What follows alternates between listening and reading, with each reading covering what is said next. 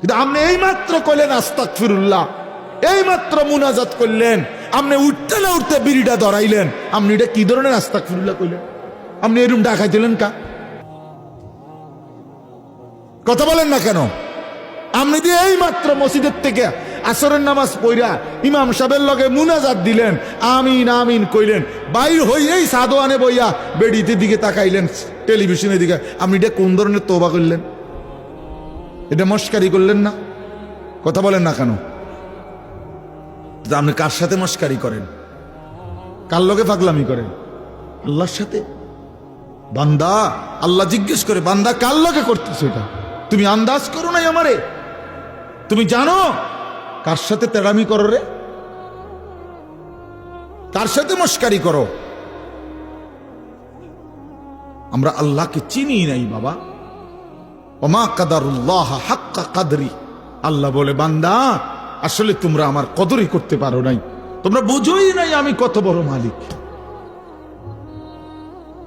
তুমি আমি আল্লাহকে আপনি শুধু বাদশা মনে করছেন, আল্লাহকে আপনি শুধুমাত্র এই সামান্য কদ্দুরের মালিক মনে করছেন, আল্লাহকে আপনি সামান্য কি ক্ষমতা মনে? কোরআন শরীফে আছে, আল্লাহ বলছে ওয়াসসামাওয়াতু মাতবিয়াতুম বিয়ামিনি। বান্দা বিশ্বাস করো, হাসরের দিন আমি আল্লাহ 7 আসমানকে গুটাইয়া রুটির মতো, 7টা রুটির মতো আমার কুদরতি হাতের উপরে রাখবো। কোরআন শরীফের আয়াত, ওয়াসসামাওয়াতু মাতবিয়াতুম বিয়ামিনি। আমার ডান হাতে, কুদরতি হাতে 7 আসমানকে গুটাইয়া আমার হাতের মধ্যে রাখবো। আমি সেই মালিক। তুমি বান্দা আন্দাজই করো নাই আমি কত বড় মাওলা। আসলেই বাস্তব, আমিও চিনি নাই, আপনিও চেনেন না। আল্লাহকে আমরা মূল্যায়ন করতে জানি নাই, আমাদের মনিব আমরা চিনি নাই, যার কারণে সেজদা দিতে মন চায় না। 5টা টাকা, মনে করেন 10টা টাকা একটা বন আর 1 কাপ চা খাওয়াইছে, এই 10 টাকার কৃতজ্ঞতা এই লোকটা মনে রাখে। তারে 1 সপ্তাহ পরে যদি আবার ডাক দেয়, হেতে আইয়ে কি যাও, কই যাও, থাক ভাই কি করবো, একটা মুখ সরম চোখ সরম মতো আছে। আমার গত রবিবারে 1 কাপ চা একটা বন খাবাইছে, আইজকে যদি আবার না যায়, 1টা সপ্তাহ না যাইতেই যদি না যাই, মানুষ কি কইব? তে বেড়া কি কইব? মনটা কষ্ট। 10 টাকার জন্য এই কৃতজ্ঞতা দেখাইলা, আর এত বড় কায়নাত, এই যুবক তোমরা যারা বসছো বেটা, এত বড় সৃষ্টি, তোমার সারাটা দেহ যিনি 24 ঘন্টা পালতেছে, নাফরমান তারে কেন সেজদা দাও না? আরে গাদ্দার, এমন মালিককে কেন সেজদা দাও না? আল্লাহ তাআলা কি 10 টাকার উপকার করছে শুধু?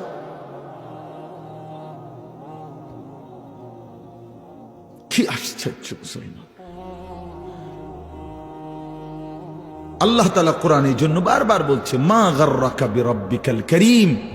আমার বান্দা, আমার মতো দয়ালু মেহেরবান মালিককে কেমনে ছেড়ে দিলাম? আমার বাদ দিলে কেমনে বান্দা? কেমনে বাদ দিলাম?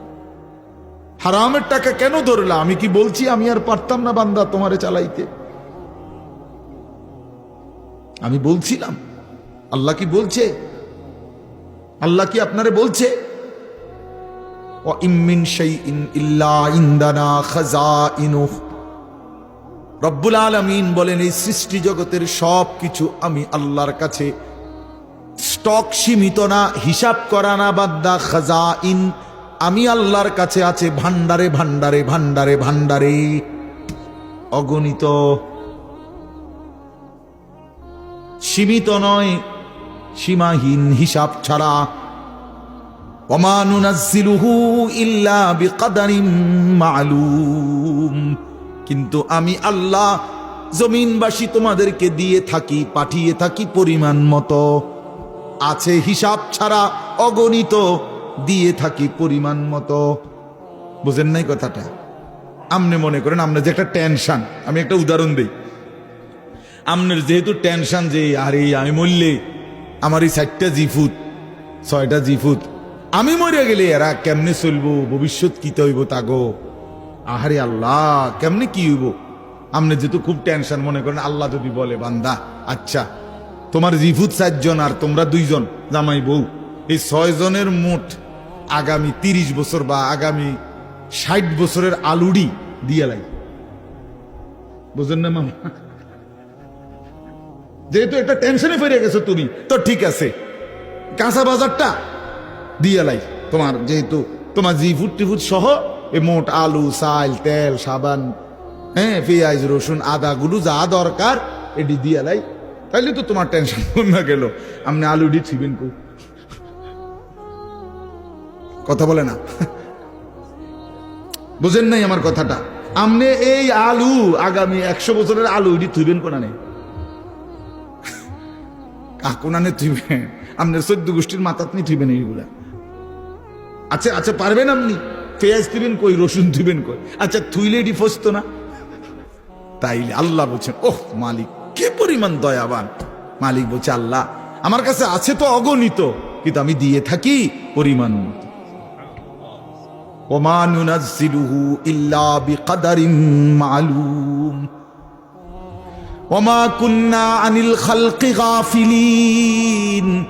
আল্লাহ বলেন, আমার একটা সৃষ্টির ব্যাপারেও আমি 1 সেকেন্ডের জন্য গাফেল নই, গাফেল নই। 7 তবক জমিনের নিচে যেই পিঁপড়াটা হাঁটে, 7 আসমানের উপরে যেই ফেরেশতা হাঁটে, আমি পিঁপড়া ফেরেশতা দুইটাই একই মুহূর্তে সমান নজরে দেখি। আমি এমন আল্লাহ। ওমা মিন দাব্বাতিন ফিল আরদি ইল্লা আলাল্লাহি রিজকুহা। আল্লাহ বলেন, জমিনে যত কিছু আমার সৃষ্টি, আমি আল্লাহ ওয়াদা দিলাম বান্দা, সব কিছুর রিজিকের দায়িত্ব আমি আল্লাহ নিজেই নিজের কাঁধে তুলে নিলাম, আমি দেব। ওয়ালামু মুস্তাকাররাহা ওয়া মুস্তাউদাহা। আল্লাহ বলেন, আমার কোন সৃষ্টি কখন কোথায় থাকবে আমি তাও জানি, শেষ পর্যন্ত কোন মাটিতে দাফন হবে তাও জানি। হ্যাঁ, কোন দিন কোন বেলার খানা কোথায় পাঠাইতে হবে আল্লাহ জানে না? কথা বলেন। এই যে আমরা যে সারা বছর সরকির মতো দৌড়াই, হ্যাঁ, বোঝেন নাই কথা? এই যে আজকে হেনে কালকে হেনে, তো আমি ভাত তরকারি কতখানে ছিলেন না। ফেরেস্তা যদি নিজে নিজে খাওয়াইতো, ফেরেস্তা কইতো, দৌড় বেটা বেটা, একটা ভাত দুগা লেগে তোর ফিসে ফিসে বেটা, তাম আমরা দেশ ঘুরি বেটা, যা বেটা নিরিবিলি এক জায়গায় বইয়া না ভাত খাইবা বেটা। আল্লাহ তাআলা বলে, না বান্দা, প্রতি সেকেন্ড তুমি কখন কোথায় থাকবা আমি তো আল্লাহ তাআলা কুল্লুন ফি কিতাবিম মুবিন। আসমান ও জমিন সৃষ্টির 50,000 বছর আগে আমি আল্লাহ আমার তাকদীরে প্রতিটা পিঁপড়া বলো আর সমস্ত মখলুক বলো আমি লিখে রেখেছি, লিখে রেখেছি, লিখে রেখেছি। হাসবা কয়বার, কাঁদবা কয়বার, ঘুমাইবা কয়বার, হাঁটবা কয়বার,